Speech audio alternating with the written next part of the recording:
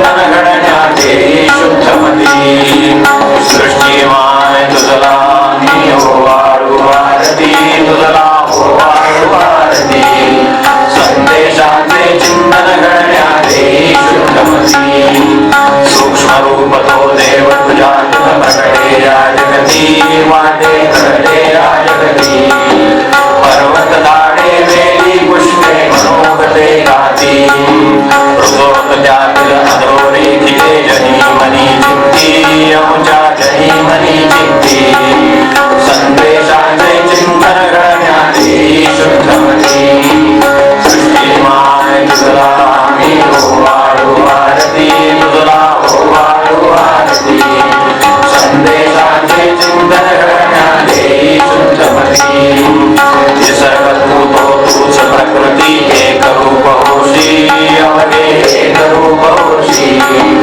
तुझला कळते वळते ते कळते आम्हासी संवादातून बोध घेऊन होऊ दे प्रगती आमची होऊ दे प्रगती संदेशाचे चिंतन घडण्याचे शुद्धमती सृष्टीमान तुझला मी हो वाळू आरती तुझला हो वाळू आरती संदेशाचे चिंतन घडण्याचे शुद्धमती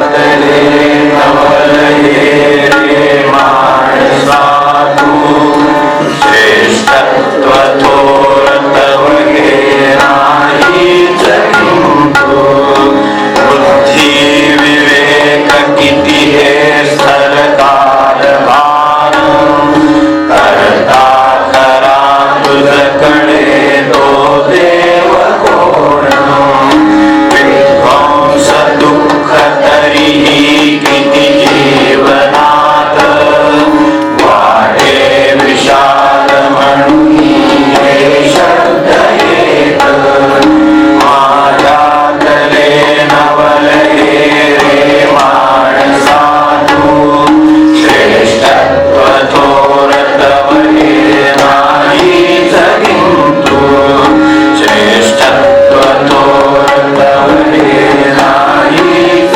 किंतु कोठे कधी मम कसा आरंभ झाला कोठे कधी मम कसा आरंभ झाला विस्तार कोठवरी हा आहे पसरला विस्तार कोठवरी हा आहे पसरला लागेल अन्न कधी नागवसेल माप लागेल अन्न कधी नागवसेल माप तू पाहशील जरी हे माझे स्वरूप तू पाहशील जरी हे माझे स्वरूप तू जातशी गुणनियात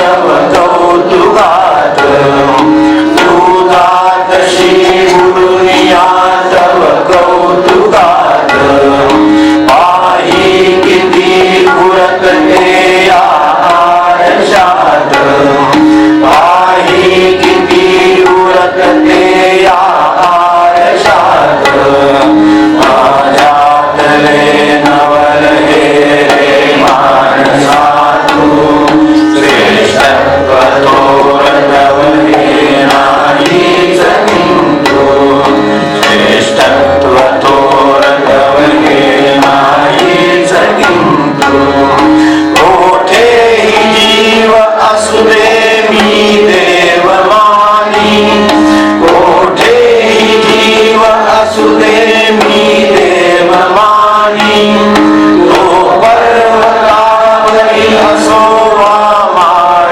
राणी तो पर्वतावरी असो वा माळ राणी नसता मला कुठूनही मिळणार काही नसता मला कुठूनही मिळणार काही प्रेमे तयास निरमी रगवीत राही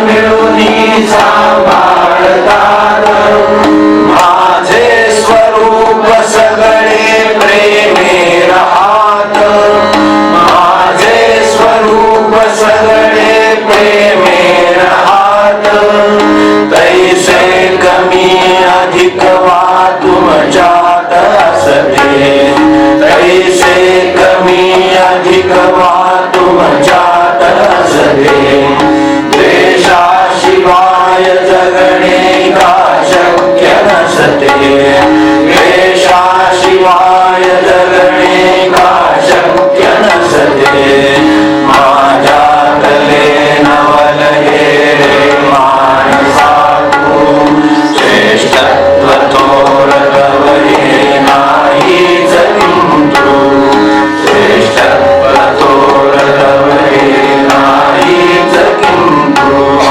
त्याने मला घडविले नाना रूपात याने मला घडविले नाना रूपात त्याच्यात ये जड तसे चैतन्य येत त्याच्यात ये जड तसे चैतन्य येत चैतन्य वर्ग करीतो स्थूलास माया चैतन्य वर्ग करीतो स्थूलास माया माझी फुले उमलती देवास द्याया माझी फुले उमलती देवास द्याया हा स्थूल देह धरुणी करीतो शिखरणे हा स्थूल देह धरुणी करीतो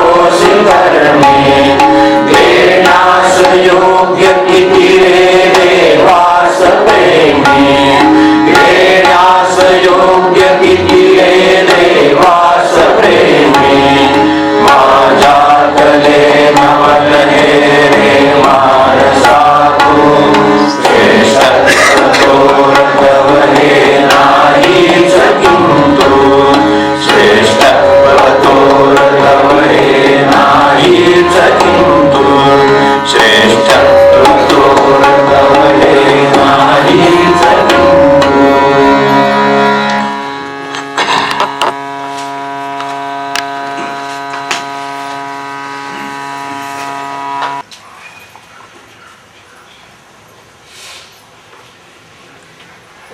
अर्पण करण्याजोगं आपल्याकडे काय आहे याच्या विचारापर्यंत आपण गेल्या वेळेला आपापल्या जीवनामध्ये काय छोटं मोठं जसं आयुष्य चाललं असेल त्यामध्ये आपण देवाला अर्पण करण्याजोगं निरंजनवाणे फार करू आता नमस्कार एक बाजू आहे का तो सुद्धा भक्तिभाव घडला तर नमस्कार सुद्धा होईल आणि तो पोचण्याजोगा असेल असं काही सांगता येत नाही. त्यामुळं काय करावं हा खरोखर प्रश्न आहे आणि निदान ही जाणीव ठेवून राहिलं तरी चालेल की मला अर्पण करण्याजोगं काहीतरी आपल्याला मिळवता यावं की जे देवाला आवडेल, ती दिलेली भेट त्याला चालेल, ते त्याला पसंत पडेल, त्याला प्रसन्न करेल, असं काहीतरी कुठल्या तरी स्वरूपात आपल्याला मिळवता यावं अशी इच्छा आहे.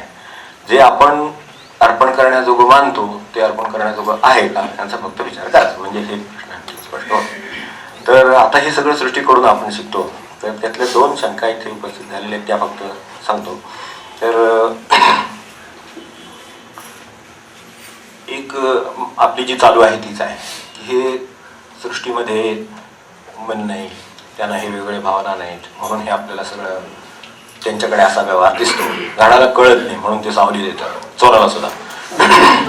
ज्ञानेश्वरांनी उपमा दिली खांडावे असं गावाली वगैरे आपल्याला ते माहिती असेल सगळं की जो तोडायला म्हणून येतो झाड तोडायला त्याला सुद्धा ते सावली धरतं आणि जो पाणी घालायला येतो वाढवायला येतो त्यालाही सावली धरतं. असं ज्ञानेश्वरांनी वर्णन केलंय. तुमचं आमचं काय हा विषय नव्हे, तर ज्ञानेश्वरांसारख्याने हे वर्णन केलंय.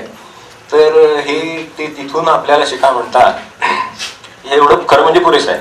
पण तरी सुद्धा आता थोडंसं तपशील त्याचा बघायचा म्हणून की माणसाला जी संवेदनाशीलता आहे म्हणजे आपल्याकडे जे आहे आता ते त्यांच्याकडे नाही असं आपल्याला वाटतं ना, कमी आहे किंवा नाहीच आहे जवळजवळ.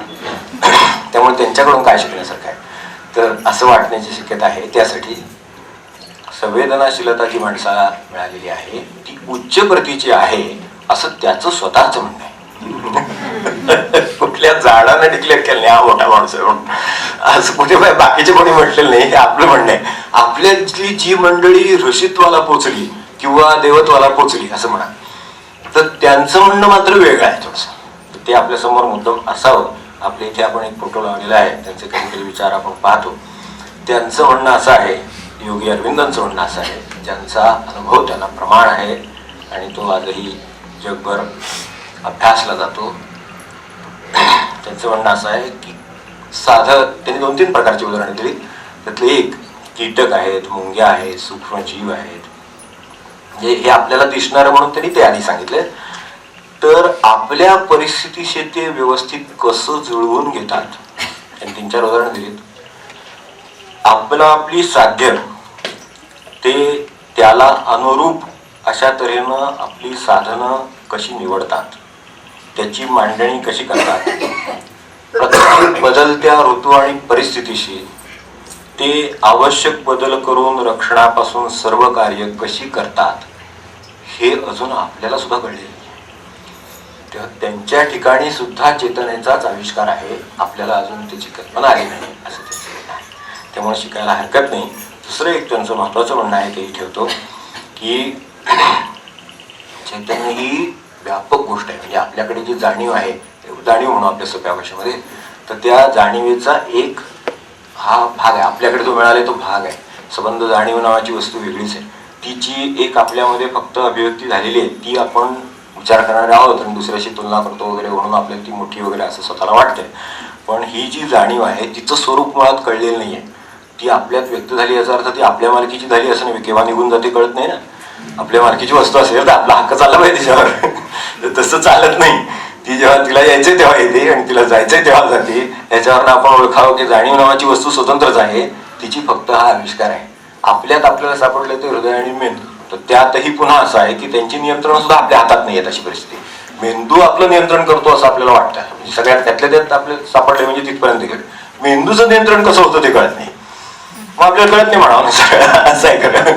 तर त्याचं नियंत्रण कसं चालतं, त्याच्या ठिकाणी चेतना आहे ती कुठून उत्पन्न होते किंवा ती कशा तऱ्हेनं कार्य करते हे कळत नाही. त्यांनी उदाहरण असं दिलं की एखादे वाफेचं यंत्र चालतं, तर त्याच्यातलं जे यंत्र आहे ते स्वतः ती म्हणजे तो विजेची शक्ती असं, म्हणजे विजेवर एखादं हे चाललं, यंत्र चाललं, तर ते वीज उत्पन्न करीत नाही. तिला वापरण्याची सुद्धा क्षमता नाही. त्या यंत्राला वीज वापरण्याची सुद्धा क्षमता नाही. ती स्वतः वीज उत्पन्न करीत नाही. हे लक्षात घेतलं तर आपलं मेंदू म्हणजे काय आहे हे लक्षात येईल. ते आपल्याला वापरते असं थोडंसं वाटतं, पण प्रत्यक्षात वापरायचं सुद्धा त्याच्याकडे नाहीये. ही सगळी यंत्रणा वेगळीच आहे आणि ही आपल्याकडे अशी आहे, तर प्राण्यांच्याकडे किंवा त्याच्याही खाली, आपण ज्याला खाली असं म्हणायचं आपल्या सोयीसाठी की दगड वगैरे सगळं जे जडचेतन आता विषय निघाला होता ते, तर तसं जे आहे त्याच्यामध्ये ती नाही असं म्हणणं म्हणजे फार धाडसाची गोष्ट आहे. हे फार धाडस आहे. त्या ठिकाणी सुद्धा चैतन्य आहेच आहे आणि त्याच्यामुळेच त्याच्यामध्ये हे अशा तऱ्हेचे आविष्कार दिसतात. तेव्हा मानवाला, त्यांचं वाक्य असं आहे, मानवाला असलेली संवेदनाशीलता ही सुद्धा अत्यंत मर्यादित आणि ठराविक चाकोरीतली आहे. मनानं माणसाला जे ज्ञान होतं ते तशाच पद्धतीनं इतर प्राण्यांना होणं नैसर्गिकरित्या शक्य नाही आणि तसं झालंच पाहिजे असं नाही. आपल्याला मागे एकदा मी टेंबेस्वामींचं सांगितलं होतं उदाहरण की वायरलेस आली म्हणली बघा. झाडाला सांग म्हणले ते मला कळतं, तू सांग तिकडे. झाडाला सांगितलेला निरोप यांना कळतो हे काय आहे.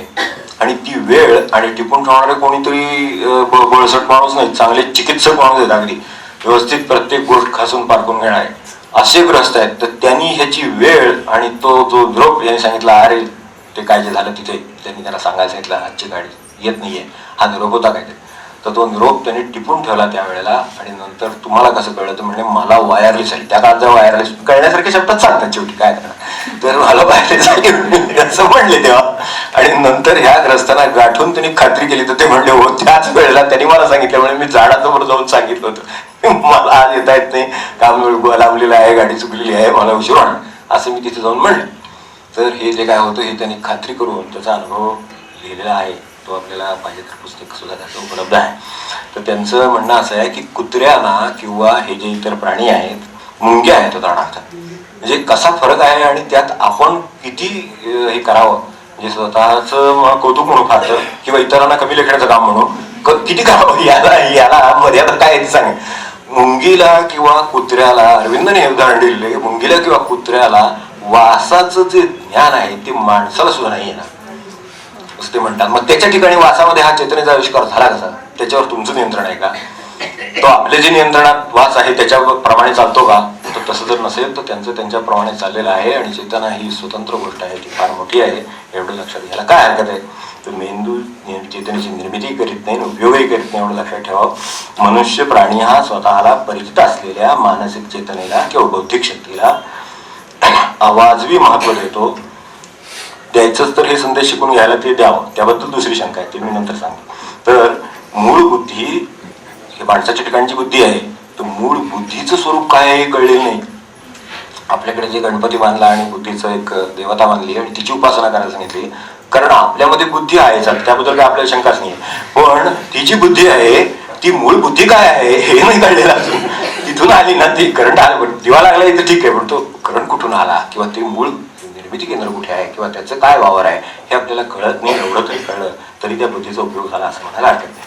तर मानवी बुद्धीच्या रीतीने विचार करणं म्हणजे ती तशीच चालेल, ती एवढीशीच आहे, ती माझ्यापुरती जशी आहे तशी आहे असा विचार करणं म्हणजे हे संकुचित दृष्टीचं निदर्शक आहे असं त्यांचं म्हणणं आहे. तर त्यांचं तर त्याच्यापुढे जाऊन एक वाक्य आहे तेही सांगून ठेवतो.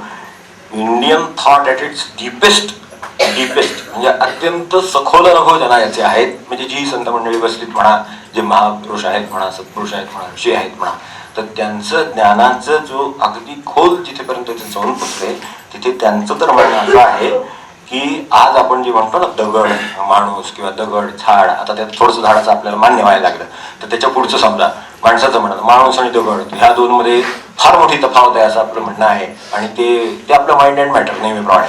तर तसं ते हे सगळं चैतन्यमय आहे, ते सगळं जड आहे, ही जी कल्पना आहे ही सुद्धा चुकीची आहे. त्यांचं म्हणणं ॲट इज डीपेस्ट त्यांचा दे अफर्म म्हणजे Indian thought affirms that mind and matter are rather different grades of the same energy.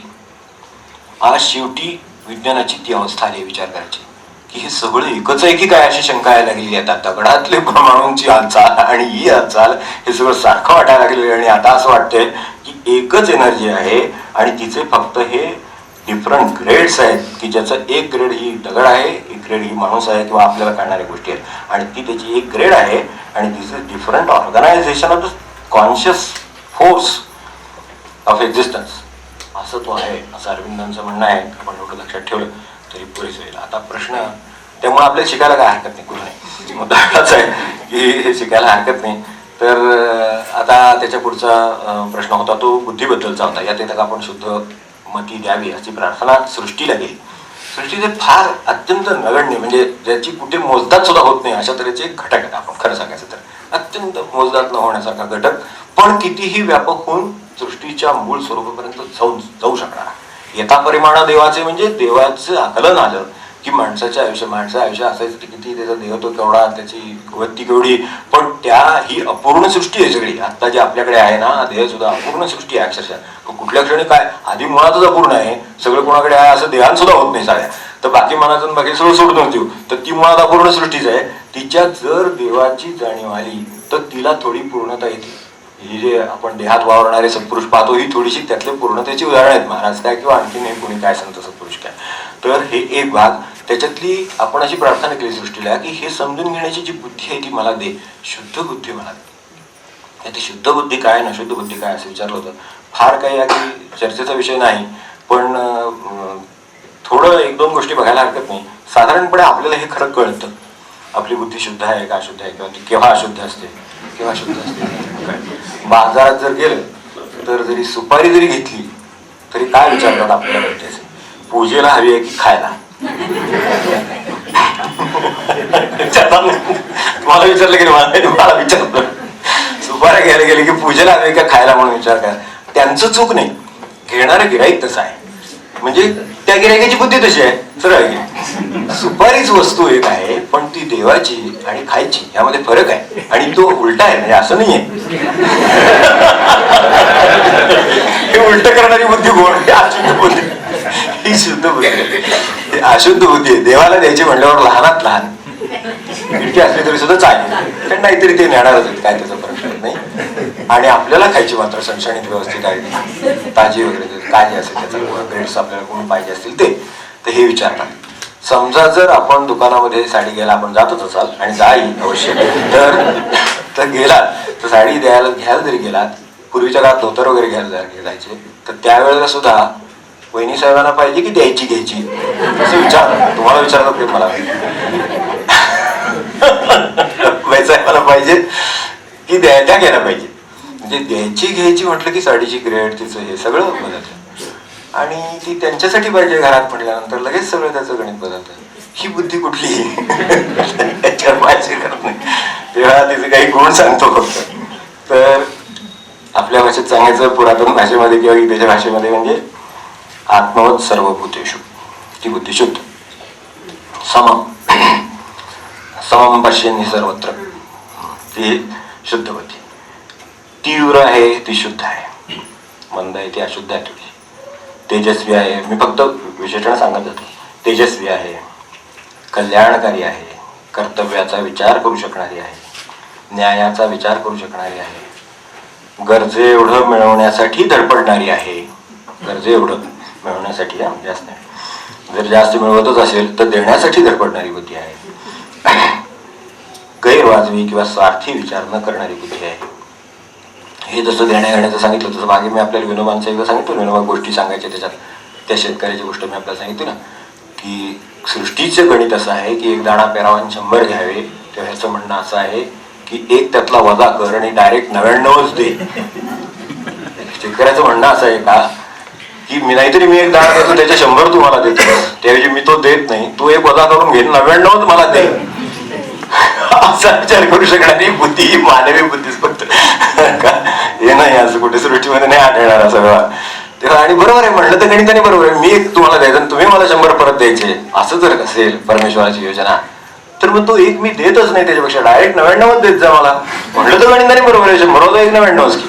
तो 1 दिल्यावर 100 आहेत ही भावना जर राहिली नाही तर आपला व्यवहार कसा होईल, तर तो अशुद्ध बुद्धीचा होईल. याच्यावर साधारण लक्षात घ्यायला. आता आपण अर्पण करण्याजोगं काय आहे पाय, त्याच्यात सुद्धा देण्यास योग्य,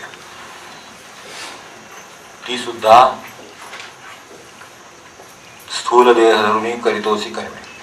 जाता जाता आपण नाही करते लोकांच्या याच्यावरची फुलं घेऊन जात देवाला बोलत, देण्यास योग्य किती रे देवाचं प्रेमे, स्वतः त्यांनी घालून समजा जर ते झाड आणि एवढंच जरी कोरांटी जरी असली तरी सुद्धा तिची जी श्रेष्ठता आहे ती उचललेल्या गुलाबातून नाही. म्हणजे देवास योग्य देण्याचं प्रेम आहे, दोन्ही गोष्टीनं करायचं आहे ते, तर अशा अर्थाने कर्मांचा विचार करायचा त्याच्यासाठी म्हणून हे सांगितलं. आणि हे जे सांगितलं मगाशी त्याच्या आधीच्या याच्यात की चौथ्यामध्ये पाहिलं ते की हे सगळं जे पर्वताचं मोठेपण आहे किंवा टेकडीचं छोटेपण आहे म्हणा, म्हणजे आपल्या छोट्या मोठ्या भाषेत बोलायचं म्हणून प्रत्येक शब्दाचं काही नाही आहे, ते तोलतालच आहे सगळा. आणि जमिनीचं हे आहे किंवा खोऱ्याचं हे आहे, त्या त्या ठिकाणी जी सृष्टीची रचना आहे त्या त्यानुसार ते झाले. आपण क्षणभर असा विचार करू, एखादा मनुष्य म्हणतो मी माझ्या बुद्धीच्या साह्याने मी पैसा मिळवला, समजा एक कल्पना करू, तर त्याच्यात बाकीच्यांचा काय संबंध आहे असं वाटतं. त्याच्या ठिकाणी बुद्धीचा जो साठा झाला तो एखाद्या नदीसारखा आहे, तिची रचना तशी होती, भौगोलिक रचना तशी होती म्हणून तिथे साठा जास्त झाला. त्याचा अर्थ असा आहे की दुसरीकडे कुठेतरी उथळ भाग आहे, कुठेतरी आहे गरज आहे, तर ते तुमच्या मार्फत त्याला द्यायची व्यवस्था केली आहे हे लक्षात. बरोबर आहे की तुमच्या ज्या ठिकाणी आता आपण नदीचं हे पाहिलं असेल तर पात्र मोठी कुठे होतात, तिथे तशी वाटण्यासारखी जागा असते म्हणून ती पात्र मोठी होतात. ती मोठी पात्र होतात याचं कारण तिथे जागा तशी भौगोलिक रचना आहे. तशी आपल्या सुद्धा ठिकाणी वेगवेगळ्या प्रकाराने कुठेतरी अशा रचना निर्माण झाल्या आहे, त्या रचनेपोटी आपल्याला ते मिळालेली बुद्धी आहे, रचनेपोटी मिळालेली भावना असेल, रचनेपोटी मिळालेले कौशल्य एखादी कला असेल तर ती देण्यासाठी आहे. दुसरीकडे कुठेतरी कला कमी पडलेली आहे, तिथे जर रचना अशी निर्माण झाली याचा अर्थ इकडे खोल आहे तिकडे उंच आहे कुठेतरी, तर ते कसं मिळवू शकेल, ते नाही मिळू शकणार, ती नदी नाही मोठी होऊ शकत, तर तिथे पाण्याची गरज लागेल, ते देण्यासाठी ही यंत्रणा आहे फक्त. तर असं लक्षात घेतलं तर मग हे आपल्याला जे म्हणायचं आहे की अहंकार, दुसऱ्याविषयीची बेफिकिरी किंवा द्वेष जे कमी आहे त्याचा द्वेष, त्याच्याकडून द्वेष, आणि ज्याच्याकडे आहे त्याच्याकडून अहंकार, आणि ज्याच्याकडे आहे त्याच्याकडून नाही त्याचा नाही अवेर किंवा विचार नाही, ही जी सगळी स्थिती येते ही येणार नाही. आणि तसं झालं तर आपल्याला जी आत्ता व्यवहारामध्ये गोष्टी आढळतात, जे विरोधाभास बाहेर जे विषमता आढळते, जिची कारणं मूळ हे हा जे मूळ तत्व आहे ते समजून न घेण्यामध्ये आहे असं आपल्या लक्षात येईल. हे आपण 5 पर्यंत पाहिलेला विषय. तर 6च आता बघूया. झाडास वाढ करण्या दे ऊन वारा, माळावरी ही धरती मम प्रेमधारा. मी भूक देत तरीही अन्नाही देत, ज्याला तहान दिली जल त्यास देत.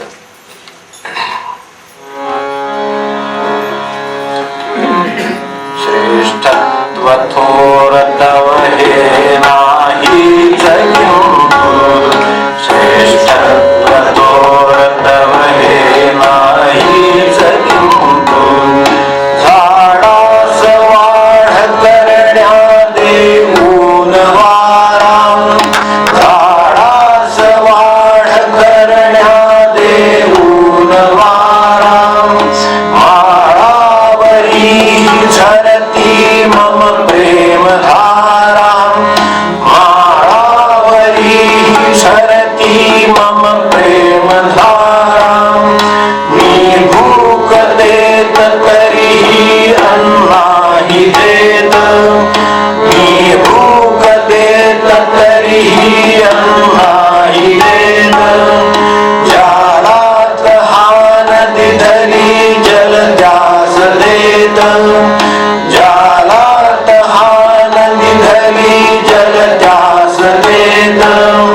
तुम्ही कशास भुलता ती संचयास, तुम्ही कशास भुलता ती संचयास. करता कारण तुम्ही दुःखी सदास, करता कारण तुम्ही दुःखी सदास. माझ्यातले नवल हे मानसा तू, श्रेष्ठत्व थोर तव हे नाही जगिंतु, श्रेष्ठत्व थोर तव हे नाही जगिंतु. झाड आहे तर त्याच्या वाढीसाठी लागणारे ऊन वारा देण्याची तरतूद ज्या सृष्टीनं झाडाला जन्माला घातलेले आहे त्याच्याकडेच तरतूद आहे. झाड संचय करीत नाही हे मान्य आहे, झाड सुद्धा संचय करतं, पाणी सुद्धा शोषून घेतं, ठेवतं, राखतं, पुरवतं, सगळं होतं. जमिनीमध्ये सुद्धा पाणी साठतं, राखतं, हे सगळं केलं जातं. सृष्टी सुद्धा भूक देते, बरोबर अन्नही देते, याला तहान देते, त्याला पाणी द्यायची व्यवस्था ही सृष्टीमध्ये आहे. प्रश्न माणसाचाच आहे सगळा. त्याच्याकडे संचय असण्याबद्दल तक्रार नाही आहे, त्याच्याकडे अतिसंचय असण्याबद्दल तक्रार आहे. आणि संचयात सुद्धा अतिसंचय म्हणजे तिथे जिथे अति आहे तो आता कोणी ठरवायचा हा प्रश्न आहे.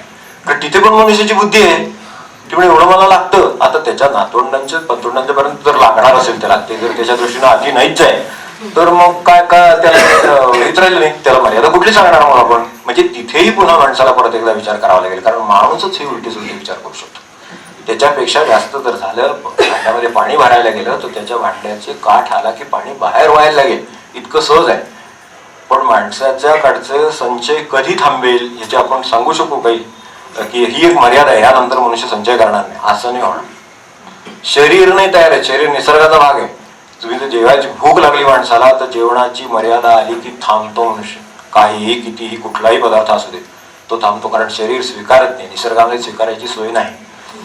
निसर्गात अशा तऱ्हेनं गरजेच्या बाहेर संचयाची, इथे संचयाची सोय आहे प्रत्येकाच्या ठिकाणी, गरज आहे ती, त्याच्याशिवाय चालणार नाही त्याचा देह म्हटल्यानंतर. पोटामध्ये संचयाची सोय आहे, पण किती संचयाची सोय आहे? अतिसंचयाची सोय नाही, गरजेच्या संचयाची सोय आहे.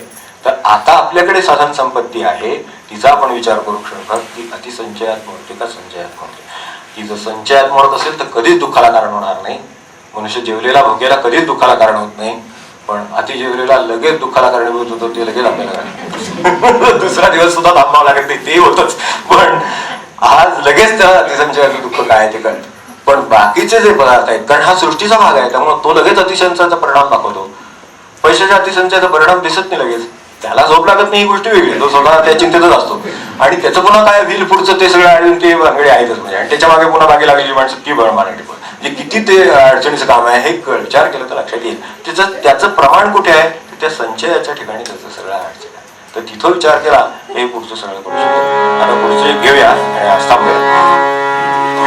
श्रेष्ठत्व तोरतव हेवाही जनिंप, श्रेष्ठत्व तोरतव हेवाही जनिंप, जन्मूल पर्वत श्री मम श्रेष्ठ स्थानी, जन्मूल पर्वत श्री मम श्रेष्ठ स्थानी, निघते नदी स्वकुळ अंघरते त्यजोनी, निघते नदी स्वकुळ अंघरते त्यजोनी, साही विरोध श्रम परिदे जीवनास, साही विरोध श्रम परिदे जीवनास, निस्वार्थ जगून मिळते ती सागरास, निस्वार्थ जगून मिळते ती सागरास,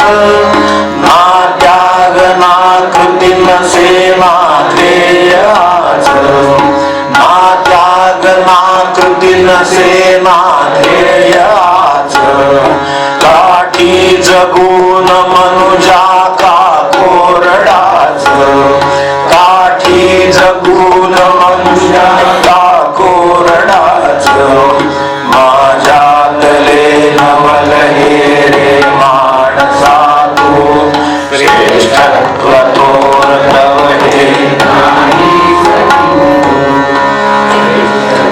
तोरतव हे नाही जनिंप. श्रेष्ठ स्थानी जन्मून पर्वताच्या शिरावर जिथे आपण सुद्धा वावरत नाही, नदी स्वकुळ स्वजन सगळं घर जे असेल ते सगळं त्यागून समुद्राकडे निघते, वाटेतले सगळे विरोध सहन करते, ती कुठल्याही प्रकारचे असू देत, अचाट श्रम करते, कुठेही पाणी मी तहान भागवल्याशिवाय राहत नाही, तहानलेल्याची दे जीवना असेल, आणि निस्वार्थ जगून शेवटी सागराला भेटते. एका एवढ्या प्रवासावरून सुद्धा माणसाला कसं जगावं याची कल्पना येण्यासारखी आहे असं मला वाटतं. पण याच नदीच्या काठावर राहून याच नदीच्या पाण्याने आपली तहान भागवून आयुष्यभर जगणारा मनुष्य कोरडा राहतो.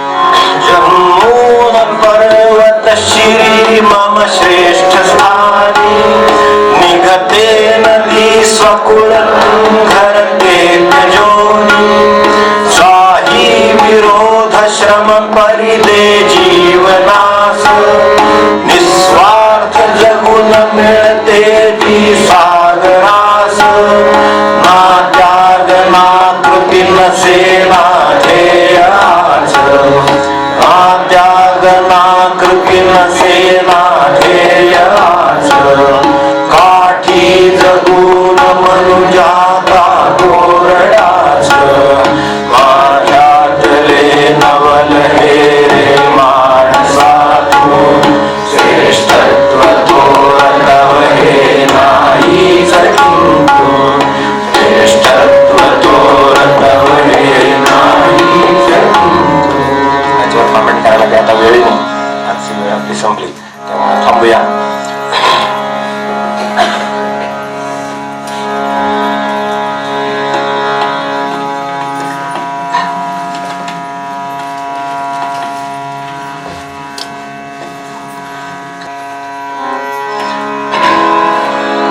सुखासाठी कोठे जावे, कोणाशी सांगावे, सुखासाठी कोठे जावे, दुःख कोणाशी सांगावे, सर्व भावाशी विसावा, संत शांत करती जीवा, सर्व भावाशी विसावा, संत शांत करती जीवा, संतांची पायी ठेवा देवा, संतांची पायी देवा, मजला संतांची